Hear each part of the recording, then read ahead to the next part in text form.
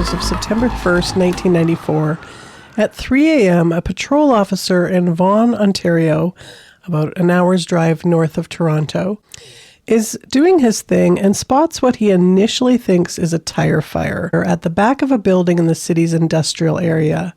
He assumes it's a tire fire because it was a rather intense burn, with the flames extending about 8 feet in the air from within a dumpster, where there shouldn't be any kind of fire at all. He stops the car and gets out and uses his fire extinguisher to put the flames out. When the flames are out, the officer is horrified to discover that it wasn't a tire at all, but a suitcase that had been thrown into the dumpster and then lit on fire. Inside the charged suitcase were the burnt remains of a teenage girl about 5'2". It was also evident that the girl was terribly malnourished and skinny, weighing what they estimated to be about 50 pounds. Remember, I said teenage girl, 50 pounds. I haven't weighed to 50 pounds since I was about 8 years old. She also had 21 recent broken bones. There was nothing to identify the girl's remains, and an autopsy was done by Dr. Chasen. He noted that about 10% of the girl's body had been consumed by the fire, and based on the bones, she was estimated to be about 17 years old. But her BMI was only 9. A normal BMI for a teenage girl is about 18 to 25.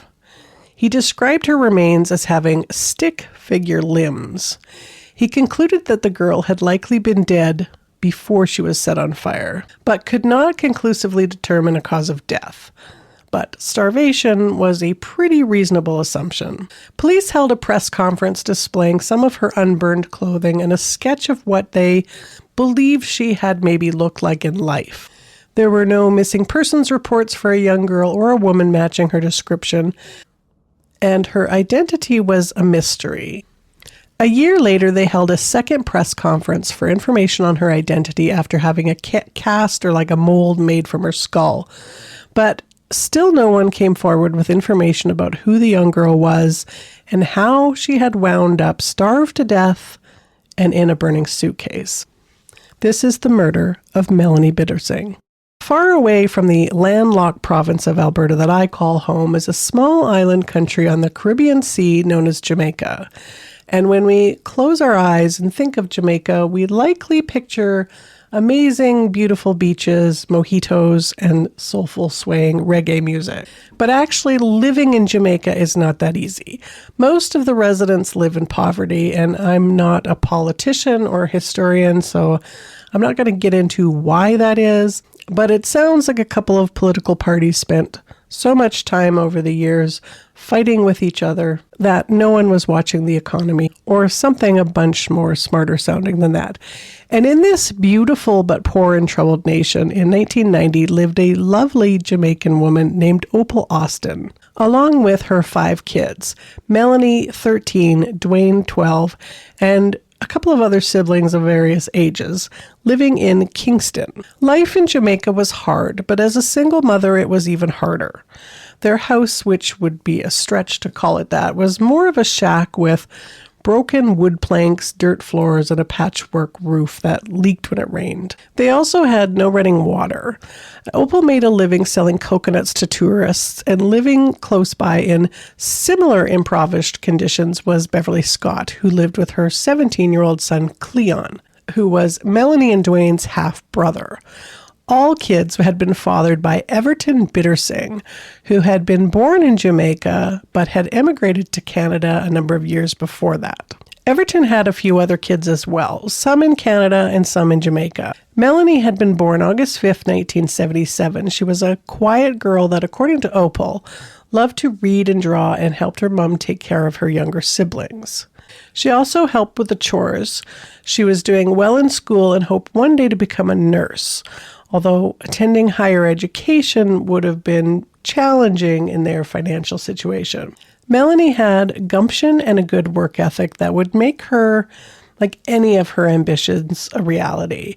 Dwayne was about 2 years younger than Melonie and loved to sing and was always a bit of a jokester. And he had that typical 12-year-old energy. In 1990, Everton came home to Jamaica for a visit, bringing with him his wife, Elaine. Elaine Biddersingh was born in Jamaica and had come to Canada when she was 13 in 1974. But she had become pregnant a year later at only 14. She attempted to go back to school, but dropped out at 15 to raise her baby on her own. And when she was 18, she met Everton Biddersingh, and the couple had married. Now, probably at first that Everton could immigrate to Canada, but they had stayed married, and they had 3 children together. Kenroy, who was born in 1985, O'Neill in 1986, and then Charmaine in 1991. And before marrying Elaine, Everton Biddersingh also had 2 children with Opal, Melonie and Dwayne, and then a son with Beverly Scott, who was named Cleon. Beverly was also still living in Jamaica with Cleon.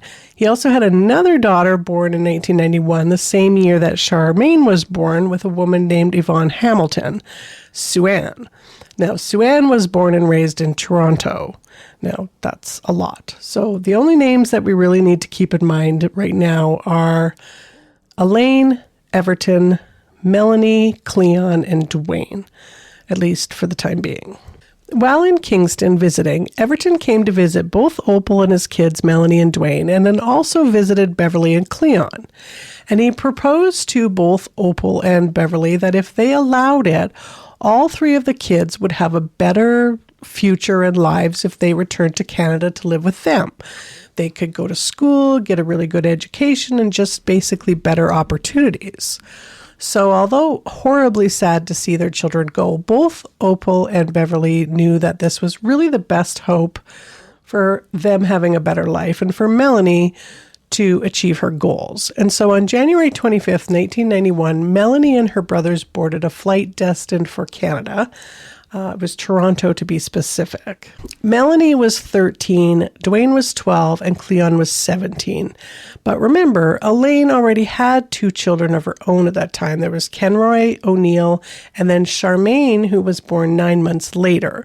So when they returned to Toronto, there was now 7 people living in their 1-bedroom apartment, and which of course became 8 when Charmaine was born. But it was still an oasis compared to their living conditions in Kingston. And after their children left, Opal would call collect from a payphone down the street from her home. And over the next year, she only got to talk to the kids twice. Every other time, Everton always said that they were either busy or they were at school. And after a year of that, he stopped accepting her calls completely, saying that they were too expensive.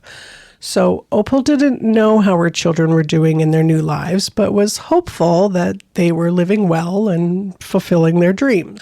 Only on June 15th, 1992, only 18 months after they had come to Canada, Everton sent word to Opal that Dwayne, who had just turned 14, had died. Everton told her that he had threatened to send him back to Jamaica for misbehaving, and Dwayne had become distraught at that and scared, so he had jumped from the 22nd floor balcony of their apartment. So Opal, of course, was distraught and wanted Melonie back home with her, even if it meant that she couldn't really afford to give her the education and the life that she wanted so badly. And she reached out to the Minister of Affairs asking for help in getting Melonie back. And she received a letter from them telling her that they had spoken with Everton, who had said that Melonie was happy where she was and was in school, and she was feeling quite happy despite the death of her brother.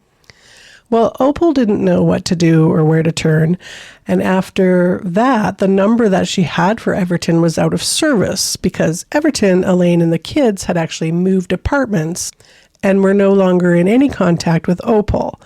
Now, sometime in the late 1990s, Elaine and Everton once again returned to Jamaica, this time to live.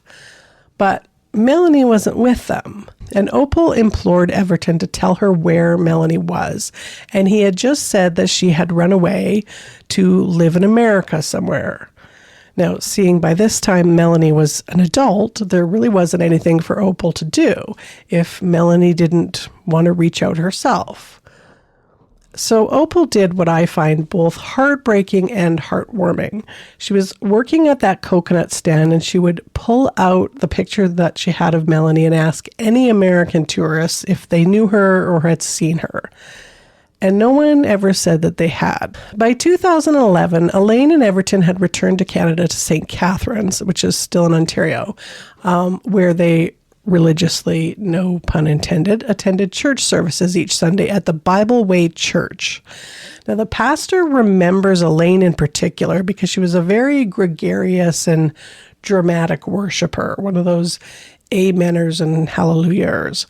And they often both used the church's charity funds for like food and clothing. And so they would often mill about after the services. And after one particular service in late November of 2011, Elaine asked to speak with the pastor away from Everton. Elaine told the pastor about a girl that Everton had living with them that had died, probably because he refused to feed her. And he kept her in this closet, and if she tried to feed him, or if she tried to feed the girl, he would beat her. Elaine asked the pastor for forgiveness, and he granted it, much to her relief.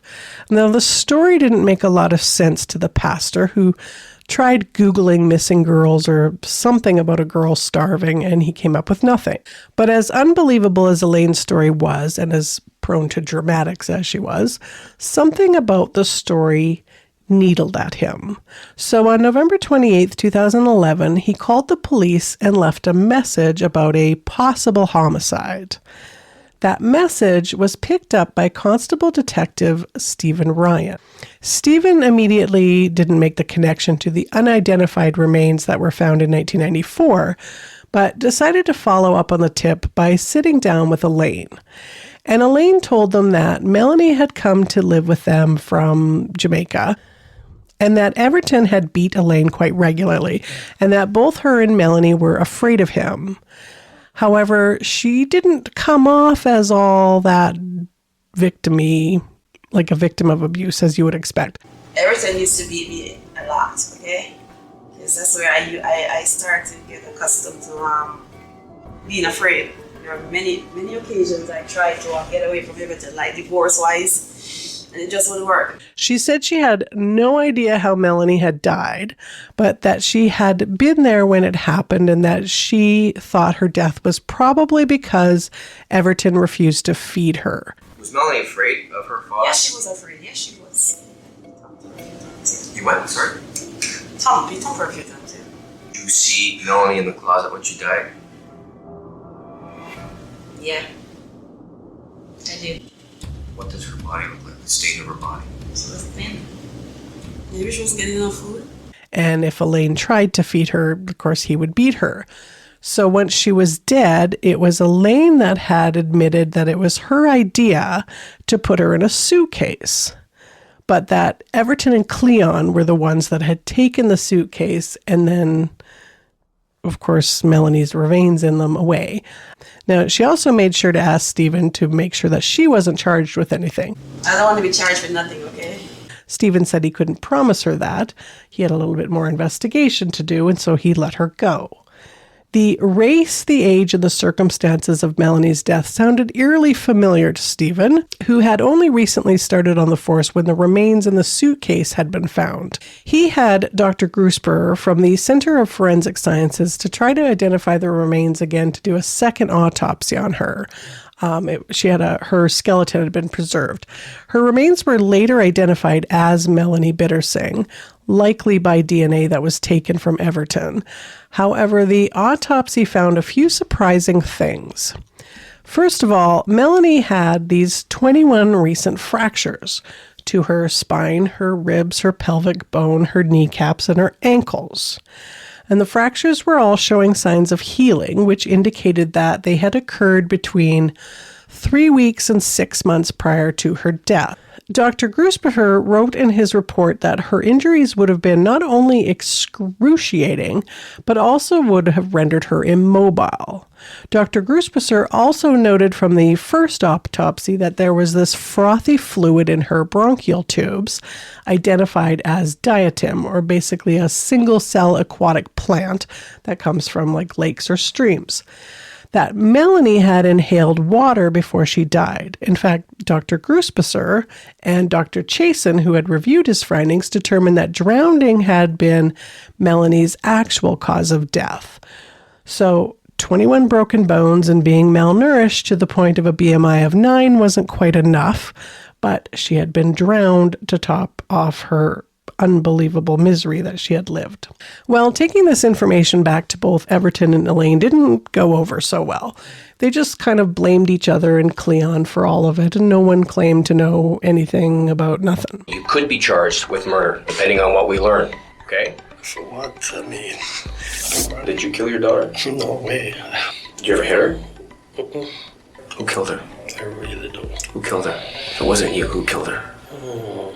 I made a mistake. Tell me about your mistake. The mistake is to bring them from Jamaica. Officer, get your information good, sir. Because God is watching you to do a good job. I'm trying. Elaine, the charges you're facing right now are horrendous. They're very serious. Yeah, I understand that, but guess what? There is a God who is bigger than all those charges, okay? Because God knows I didn't do anybody anything, so I don't know anything. Excuse me? Melonie had very bad injuries. What do you mean by Melonie had very bad injuries? I don't understand you. What don't you understand? No, honest to God, what do you mean she had bad injuries? The worst injuries that I've ever seen on one person in all my years of doing detective work. The worst. No! Oh my God, I thought it was just the food. Jesus Christ, no. Melonie's body was left in an abandoned area and set ablaze. In a suitcase that you suggested they put her body in. You did that. You made that suggestion. I need to know why. Stephen Ryan had told CBC, once she said, I didn't know anything, I knew in my mind 21 broken bones that were healing, that were never seen by a doctor, never reported, and the doctors told me before that interview that Melonie would have been in such excruciating pain and she could not move. She would have been basically immobile because her pelvis was broken, her legs were broken, her ankle was broken, and her vertebrae was broken. So when Elaine says to me, I didn't know this was going on, you got to call BS on that one.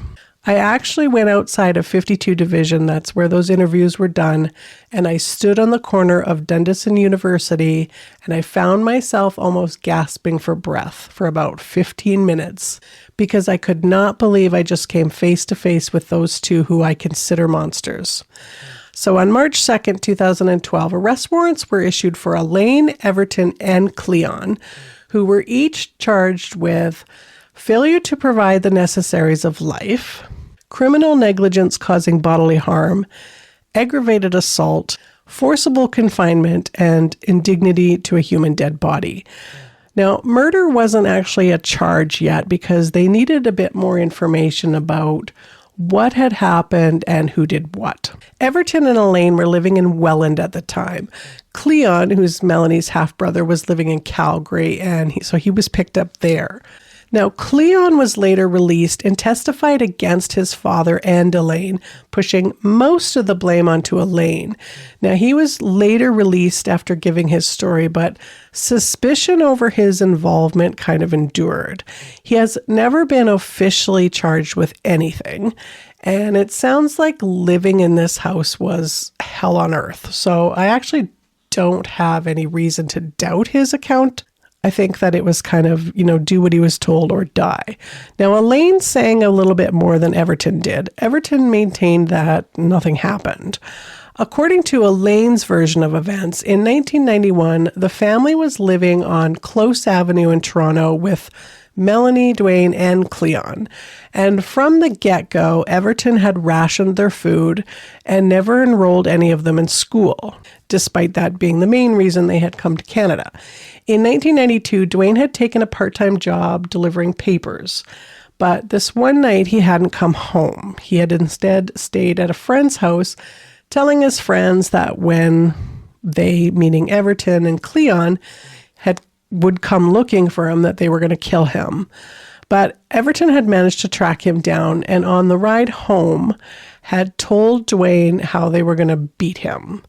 So when they got home, Everton and Cleon had actually moved the furniture in the living room to create basically like a fight ring. Elaine, of course, was told to go into the bedroom, shut the door, and to not come out no matter what. And while they were kind of in the bedroom with her, explaining to her what they were going to be doing, that they were going to be beating him, they heard a scream, and Dwayne had jumped from the balcony to avoid this punishment. Now, as for Melonie, she was forced to live in a closet during 1994, and Everton came to her and told her that she had stiffened up, like she was dead. And Cleon and Everton packed her tiny, emaciated remains into the suitcase and told Elaine that she was coming with them for a ride, where they all drove together to this industrial area in Vaughan and dumped the suitcase. Cleon had not had contact with either Everton or Elaine since he had moved to Calgary after Melonie's death. So Everton and Elaine had their trials held separately. Murder was added to both of their charges, and I can't really talk that much about Everton's trial, but it was pretty similar to how Elaine's had gone. Although Elaine was prone to emotional outbursts and bits of cussing. And both of their fates came down mostly to the testimony of Cleon. Now, remember, Cleon had originally been charged as culpable himself, but was released, likely in exchange for his testimony. So the justice did caution the jury that his testimony, although uncontested, should be taken with a grain of salt. Only he said it in more legal terms than that. However, his testimony does align with the evidence that they had, so I'm going to add a few additional grains of salt to his pile and take it as more honest than not honest. There is possibly some deflection here, and I think he was mostly truthful. So as the story goes, according to Cleon, when they arrived in Toronto, they were met at the airport by Elaine and Everton, where they drove them to Parkdale to this 22nd floor one-bedroom apartment, which was a luxury to the three kids compared to where they had come from. Cleon said that the abuse had started pretty much right away towards himself, but then expanded over time to Dwayne and Melonie.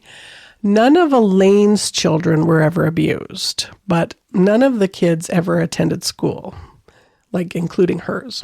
Melonie over time would endure the worst of the abuse, and Cleon never understood why she was singled out.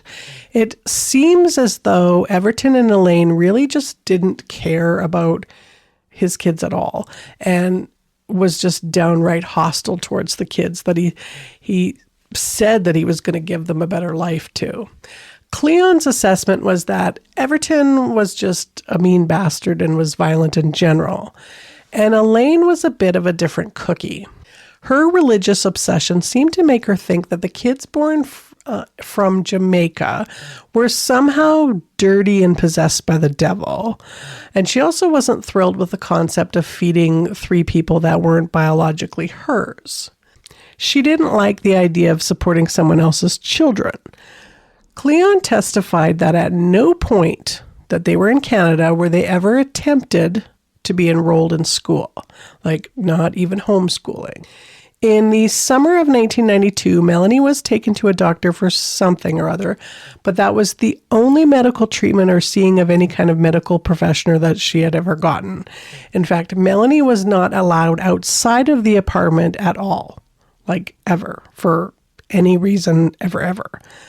One time she did try to escape, which I'm going to get to a little bit later. This story, I think, is better told by Detective Steve Ryan. So basically, no one in Canada, other than in the Biddersingh household, knew that Melonie even existed. So there was no need for any kind of missing persons report, and no one would have ever known to look for her or to even check in on her, other than Opal, who was miles away and had no way to contact them. And he was just feeding her more lies anyways. Melonie, getting the worst of the abuse, was forced to sleep on the floor on a piece of cardboard, and the floor was, of course, hardwood. She was often not allowed to eat anything at all. Cleon, Dwayne, and Melonie were all forced to use separate dishes from the rest of the family and told that they were dirty and had germs. They were all pretty much treated as house slaves.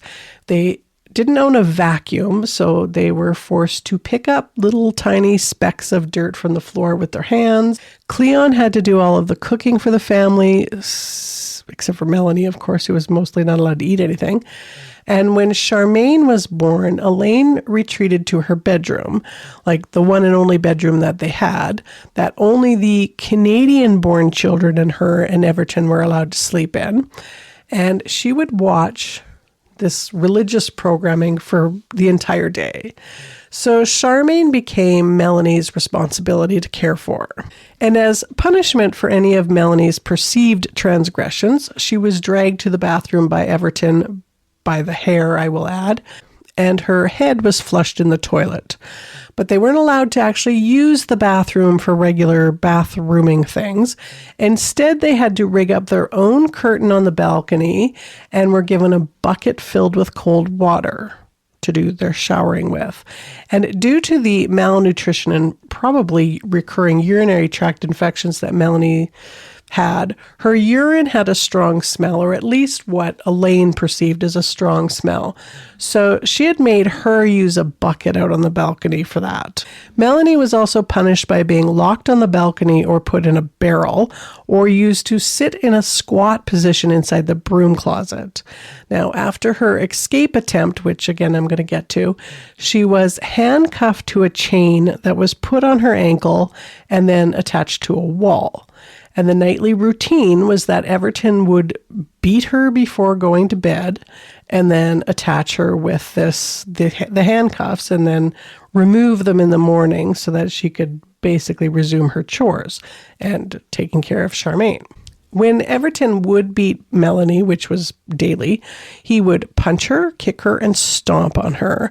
And according to Cleon, all of the beatings were done by Everton, except for 3 times that he remembers where it was Elaine inflicting the abuse. Now, one time Elaine spat on her, and another time she smashed her upside the head with a coffee cup, which broke. Elaine had said that she had brought a curse with her from Jamaica and that Melonie was Satan himself. And another time she grabbed Melonie by the head and told her, "I'm going to take the devil out of you. I know how to take the devil out of you," and would start loudly wailing and praying. Although Elaine didn't partake in the physical abuse nearly as often or as badly as Everton did, she still did nothing about it, and the verbal rants against Melonie were a constant.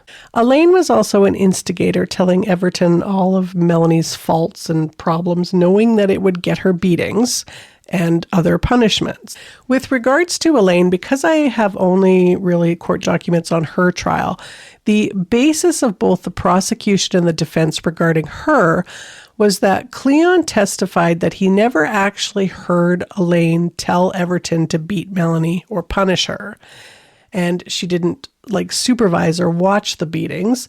She spent most of her time in the bedroom, but there was a lot of closed-door meetings between Elaine and Everton, and Cleon believes that Elaine was, in fact, sort of leading the charge, as it were.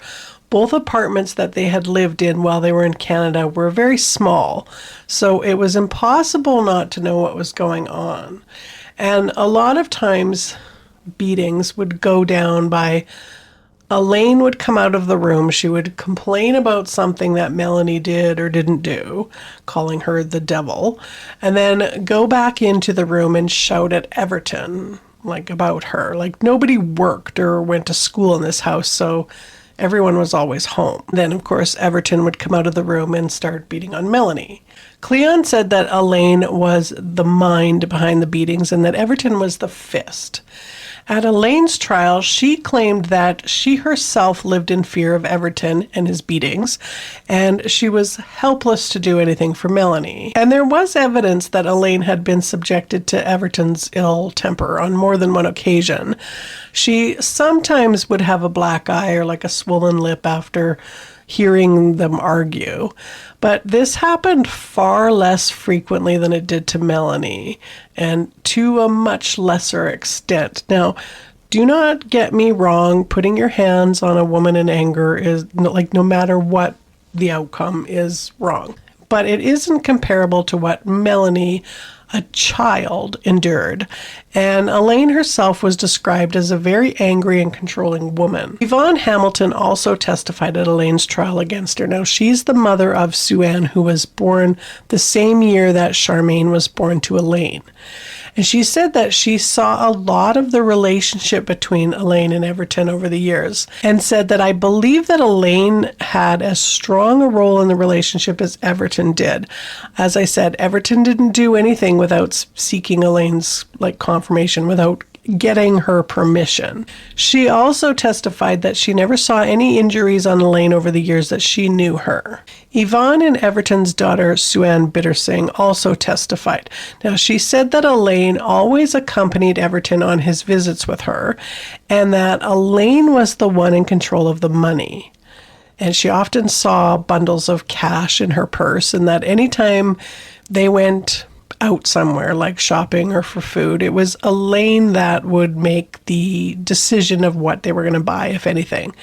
So it was kind of Elaine that bossed Everton around and told him what to do. She also said that one time in 1991, this was before Charmaine was born, that Elaine had left Everton and she took Kenroy and O'Neill and Melonie as well with her to her mom's place. And Everton had faked a heart attack to get her to return, and she did at that point. Now, after Charmaine was born, Elaine only left the apartment, it seemed, to go to church services, and stayed in her bedroom most of the time, even eating her meals in there. But she was not a prisoner. She had made the choice to devote her time to her religious programs. Now, Charmaine, who's now an adult, also testified, but her testimony was largely kind of dismissed because she was only 3 when Melonie had died. But she did confirm that Everton was violent and had abused all of the children, including her. But my understanding was that only Melonie, Dwayne, and Cleon were abused physically. She did say that Elaine had told her that when Melonie had died, she had wanted to call the police, but that Everton had threatened to take her children away from her, the ones that she apparently loved and cared about. But she had told the pastor at the church that she didn't call because they didn't have a phone, which was not true either. One thing that the jury never got to hear was the circumstances of Dwayne's death, which we are also going to get to in a little bit here. Now, so on the evening of August 31st, 1994, Cleon went to bed, and he admitted that he had been cleaning Melonie when she sometimes soiled herself, which of course would happen, and that he could see her bones, and that when he went to bed that night, she was lying on her little cardboard bed in the living room, facing towards the balcony and just kind of curled up in a fetal position. He said that she looked like someone was dying, or someone who was dying, but he didn't think that she was actually going to die. So he didn't see the actual death of Melonie, but was awoken about 3 a.m. that she had died. And then, of course, this whole suitcase thing happened, where she was taken out of the apartment and then dumped in this dumpster and then set on fire. So in both Elaine and Everton's trials, the jury had to decide Melonie's cause of death. It was either severe neglect, which starvation, or drowning. Now, here to clarify, just let me sort of read this from the sentencing report on Elaine's trial. Based on the evidence adduced at trial, the jury was left with 2 possible causes of death: the course of severe neglect, malnutrition, and abuse to which Melonie had been subjected for close to 3 years, and drowning. The jury's verdict does not reveal whether the jury was able to come to a unanimous conclusion as to which it was. Based on the evidence of Dr. Pollan, with which Dr. Chasen agreed, I am satisfied beyond a reasonable doubt that Melonie was drowned. And based on the pattern within which the vast majority of the assaults on Melonie occurred, I am satisfied that the person who physically carried out the act of drowning was Everton. However, I have no doubt that the drowning occurred at the end of the torturous course of physical, emotional, and psychological abuse and neglect to which Melonie had been subjected. In the circumstances, whether the immediate cause of death was drowning or the lengthy course of abuse is largely beside the point. Regardless of which it was, the evidence is overwhelming that for almost all of the 3.5 years that Melonie was in the charge of Everton and Elaine, she suffered through a horror of existence that was inevitably going to kill her. Now, I would concur with that. Okay, so there's a couple more details for me to tell you about Melonie and Dwayne's short lives. But first, Everton was convicted of first-degree murder, and he got life, no parole for 25 years. That was in 2016. And on March 25th, 2025, so just a couple of months ago, at 69 years old, he died at the Millhaven Institute at the hospital there from apparently natural causes. Elaine was convicted of second-degree murder. And here at home, drama inside the courtroom during the sentencing of the Toronto woman convicted of killing her stepdaughter. Elaine Biddersingh has been sentenced to at least 16 years in prison in the death of her 17-year-old stepdaughter. CTV's Austin Delaney is at the University Avenue Courthouse. Drama this morning there, Austin. Biddersingh's outburst forced the judge to shut down the hearing. Lots of drama in courtroom 2-5. Mr. Justice Ian McDonald had just started reading the reasons for his sentencing when Elaine Biddersingh stood up in the prisoner's box and started screaming at the top of her lungs, "Jesus, Jesus, Jesus." The justice told her to settle down, to keep quiet. She said, "Why should I keep quiet? I didn't do anything to her." The her she's referring to, of course, is her stepdaughter, Melonie. But some of the other things that she yelled out today: Jesus is the only judge. There is one judge. Jesus is the only judge. She looked at the arresting officer, Steve Ryan, and said, "Steve Ryan, you're an evil man." And those two bitches, looking at the two Crown attorneys, two females, those are witches. So that was what it was like in there today. She also looked at the jurors. There were 4 jurors who had come here to watch the sentencing. They were sitting in the body of the courthouse. She looked at them and yelled, "You were paid to convict me. You were paid to convict me." And for the rest of the time, she sat in that prisoner's box and just gave those 4 jurors an evil, evil glare. Of course, now she has been sentenced to life in prison without eligibility for parole for 16 years for the second-degree murder of her stepdaughter, Melonie. Now, the judge took time to mention that Elaine had not only told Opal that her daughter had run away, which was a lie, and gave her false hope that she would one day see Melonie again, but that she said that she had run away because she was a thief who had stolen her jewelry. Basically, that was a very cruel action to take. And he added that Melonie came to Canada with hopes and dreams. Over a period of up to 3 years, the persons entrusted with her care crushed those hopes and dreams with a cruel, callous, relentless, and ultimately lethal course of physical, psychological, and emotional abuse. What happened to Melonie is inexplicably sad. When given her opportunity to speak, Elaine said, "All I want to say is Jesus knows everything, and Jesus has provided the lawyers to present the case, and so I'll just leave it at that." Opal Austin, Melonie's mom, made the trek to Canada to speak at her sentencing. I cannot imagine how she managed to do that. Like, hopefully somebody helped her pay for it. And she said, so let me just read it to you. "I am thankful for this chance to have my say today, but it is the most difficult thing I have ever had to do, to express how I am feeling into words that it fully expresses the impact of this horrific crime against my precious daughter, Melonie. There is nothing, I mean absolutely nothing, Melonie ever could have done that could have led to the dreadful outcome of her murder. So I am left wondering why for the rest of my life. Melonie was my angel, full of love and care for others. She had dreams to be a nurse, and she loved to sing. Her dreams were possible to achieve because she was smart, caring, and people loved her. She loved her family, and I could not have loved her more. I miss her very much when she immigrated to Canada, but I believe deep in my heart that it was for the best. As it turned out, it was for the worst. For the very person I expected to keep her safe and support her dreams turned out to be the cruelest nightmare she will she will never wake up from. So I am left to relive images of the nightmare she went through over and over. I no longer sleep in peace. My nerves are on edge. My body is weak and I feel sick all over. I cannot stop thinking of how much she suffered.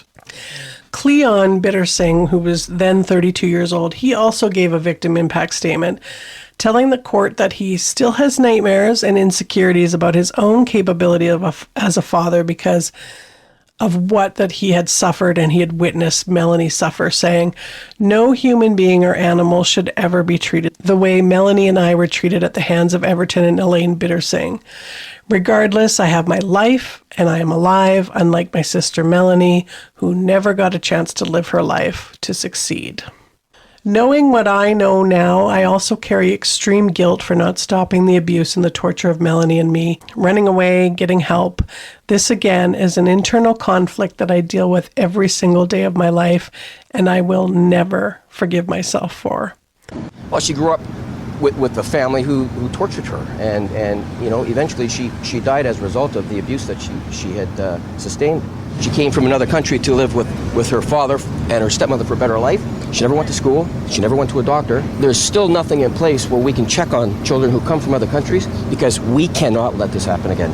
No child should die like Melonie died. Now, I don't know what became of Elaine's other children, but I do know that Ken Roy, who's the oldest of her kids, who would now be 40, I think, suffers from treatment-resistant schizophrenia and has been in and out of the hospital about 100 times over the years. Okay, so Steve Ryan remembers Melonie's case. It was kind of the case that broke him. And he spoke about the case to both W5 and CBC The Detectives and told the story of Melonie's attempted escape that he believes was the beginning of the end for Melonie. He just can't help but feel that Melonie would have arrived in Canada excited for her future, that she would be able to go to a good school and she would make new friends, but she never got to even leave the apartment more than maybe like 5 times in the 3 years that she was here. He said that she was confined to that apartment from the time that she walked in there until, like when she first arrived, until they took her out in a suitcase. Steve feels that Everton and Elaine had brought them to Canada not to give them this better life, but to sort of improve their lives by basically giving them, like treating them as slave labor, and that Melonie would be then used to school her own children, because of course nobody went to school. And when they did the search warrant on the apartment, there were these scratch marks on the wall in the closet where Melonie was often held prisoner. He said, quote, "In one of the closets there were scratch marks on the wall, and I imagined her doing this with her nails, trying to go through the drywall to get into the hallway." And I thought, I still think as a kid, like, who is she calling out for? Like her mom, her dad? Like, aren't they the ones that you call out for when you're sick or when you're hurt and when you're scared? And she was, or would have been, all 3 of those. And mom and dad are basically the ones that are put her in the closet. So, like, who is she supposed to call for help for? Her brother couldn't help her because he would get beaten himself. So, like, their job was just to survive and kind of walk that fine line between keeping dad happy and being Melonie's buddy at the same time. Like, he was completely helpless. He couldn't help her, and it wasn't really his fault. And at some point, Melonie had made a break for it. At the time, she already would have had those 21 healing fractures and hadn't eaten in days. And so she literally dragged herself out of the apartment into the fire stairwell. Her pelvis was fractured in both of her legs, and she was down to like 50 pounds. Like, imagine the pain of just trying to stay conscious to do that. She got as far as the door to this fire escape and tried to kind of hide behind it. I guess just trying to figure out what she was going to do, or figure out how she was going to get down these stairs. Now, it didn't take long for Cleon to find her. So when he found her, he said to her that, we can't trust the police because their dad had told them that the cops were bad people. They had no friends. They didn't have a school that they went to. So he told her, we got to go back to the apartment. So he brought her back into the apartment, and then she was, of course, put into these chains and then forced to live in the barrel or in the closet. And that's where she lived. And they think she probably lived there after that escape attempt for about a year, because Dwayne had died in 1992. And according to all of the family, the beatings got worse in 1992. And she wasn't actually murdered until 1994. So a year and a half to 2 years would have been just absolute pure hell for her. Now, as for Dwayne's death, which at the time had officially been ruled a suicide, Steve kind of wondered if there was more to that story as well, which I'm sure you do. So he ordered Dwayne's remains to be exhumed, and he actually drove out to the cemetery the night before to kind of talk to Dwayne. And he stood by Dwayne's gravesite and told him that he wanted to apologize to him, that they were going to be disturbing him. Boy whose questionable suicide just 2 years before his sister's charred remains were found in a suitcase in Vaughan is now the subject of a cold case homicide investigation by Toronto police. But that it was because he wanted to make sure that nobody had done this to him, like nobody had hurt him or killed him. And so he just kind of stood there for that time, and then he just felt compelled to apologize to him, because he thought it was, it's a kind of a big deal to dig up somebody's body when they've been laid to rest, and that they've been resting peacefully for about a decade at that point. So he just wanted to apologize to him. But unfortunately, Dwayne's remains only showed damage consistent with a fall from a 22-floor building. Now, Steve's ultimate theory is that Dwayne had tried to run away. He had got caught and was terrified of another beating by his dad. So he had climbed out the balcony of their apartment and then tried to flee by moving to another balcony, and had lost his balance and fell. They can't prove that he was pushed, even though there were basically 8 people at home at the time. And of course, nobody would put it past Everton to do that. That was an awful, awful story. That was the murder of Melonie Biddersingh. And it is also the end of Opal Austin's life, too. I feel so sorry for her to live out her life without Melonie and Dwayne, and knowing that poverty would have been a better future than what they had endured in a country that was supposed to be the land of freedom and opportunity. I can't imagine. It's such a terrible story. And I cannot imagine somebody doing that to a 13-year-old girl for no reason and for years. How you can watch somebody suffer like that and not do something, I just can't imagine. But with that, I'm going to be back again next week with another horrible awful. And in the meantime, by now, hopefully you know what to do with your rates, reviews. They're Red Circle exclusive, Patreon exclusive, ad-free. There's merchandise on spreadshop.com. I'm on Instagram. And you can email me as well at amillionotherchoices@outlook.com. And as always, thank you so much for listening and for watching.